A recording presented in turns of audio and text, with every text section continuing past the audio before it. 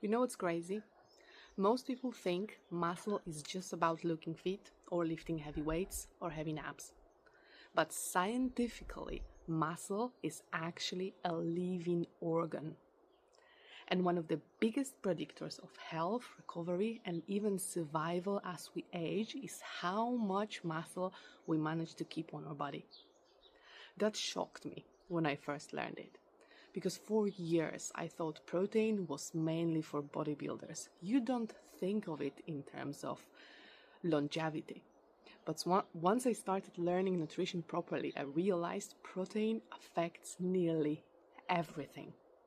Your recovery, your hunger, your metabolism, your immune system as well, your ability to survive illness, even how well you recover from injury or surgery. And today I want to explain this is in the simplest possible way. Because honestly, I think protein is one of the most misunderstood things in nutrition. We hear of it a lot, but we don't really understand it. So let's start with this. Every single day your body is breaking down. That's normal part of life. Cells get damaged, tissues wear out, your immune system fights things constantly. Muscle fibers break down, skin cells die, hair grows, enzymes get used up. So your body is constantly rebuilding itself. And protein is the raw material. Protein is basically the building blocks your body uses for repair. Imagine your body like a house that constantly needs maintenance. A few bricks fall off every day. Something cracks, something needs replacing. Protein is the delivery truck, bringing new bricks to rebuild the house. Without enough protein, rebuilding becomes harder, sometimes even impossible if you have a big deficiency. And this becomes massive when we talk about illness and immunity. Because when you get ill, your body suddenly needs even more rebuilding materials. Your immune system goes into overdrive. It's making immune cells, repairing damaged tissues, fighting viruses or bacteria, creating antibodies. All of this requires protein. And here is the strange part. When people get ill, they often lose appetite. You know, when you're sick, and suddenly food doesn't even sound appealing. You might only want tea or toast or nothing at all. But at that exact moment, your body needs more rebuilding material. You eat less of it. And this is where muscle becomes incredibly important, because muscle is not just there for strength. Muscle is actually your body's emergency protein reservoir. And I really want people to understand this. If your body desperately needs protein during illness, infection, injury, surgery, or recovery, and you're not eating enough, your body can literally break down your muscle tissue to get amino acids, the building blocks it needs to survive. So in a way, the muscle you build throughout your life becomes a saving account, a reserve, a backup supply. And this becomes especially important as we age. Now let's talk about something called sarcopenia. Sarcopenia simply means age-related muscle loss. As people get older, they naturally start losing muscle. And if they don't actively try to maintain throughout protein intake and movement, they can become incredibly fragile. And this is where things become very serious, because people often think, oh, older people die because they got pneumonia, or they died because they broke their hip. But very often it's not just the illness or injury, it's the fact that they had so little muscle reserve left that their body simply couldn't recover. That's the scary part.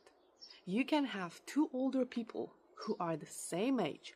One stays active, eats enough protein, walks regularly, maintains strength. The other slowly loses muscle for years. Now imagine both fall over and break leg. The stronger person has more reserve, more rebuilding material, even if he doesn't eat much at the time of injury. More strength to recover, more ability to get up, move, heal, and survive complications. The frailer person, that one, injury can completely change everything. And this is why maintaining muscle is not vanity. It's health insurance. It's independence insurance. It's recovery insurance. And I think modern culture sometimes sends the wrong message, especially to women. A lot of women are scared of protein or scared of strength training because they think, I don't want to get bulky, I don't want to look like that. But the reality is, building large amounts of muscle naturally is extremely hard for women to look very bulky. It's very, very hard. It takes years of consistent training, eating, effort, and usually genetics as well. Most women who start eating more protein and doing resistance training, they simply become stronger, healthier, more toned, more energetic, more resilient, and they often feel better mentally too, because stable blood sugar, better fullness, and stronger bodies all affect confidence and mood. Now, another thing people don't realize, your immune cells themselves are made from protein. Antibodies, they're protein. Many immune signaling molecules are protein too. Repair enzymes, protein. So when people chronically undereat protein for years, especially while dieting in a wrong way, it can absolutely affect recovery and resilience. And look, I'm not saying protein is magic. You still need sleep, fruit and vegetables, fiber, micronutrients, movements, stress management. But protein is one of the core foundations. It's literally construction material for the human body. And if you're dieting, please do not restrict protein at the same time. And I think one of the best ways to look at all this is every meal is either helping your body rebuild or not giving it enough materials to do so properly. That's it. And once you understand it, you stop seeing protein as gym food. You start seeing it as survival food, health food, longevity food, especially during fat loss. Because when you lose weight, your body can lose muscle too, if protein intake is poor. And we do not want that. We want people losing body fat while keeping their muscle, because muscle keeps metabolism healthier. It helps fullness. It supports blood sugar control. It supports movement. It supports aging. So now I hope you understand that it supports immunity and recovery too. So honestly, if there's one thing I wish more people understood, it's this.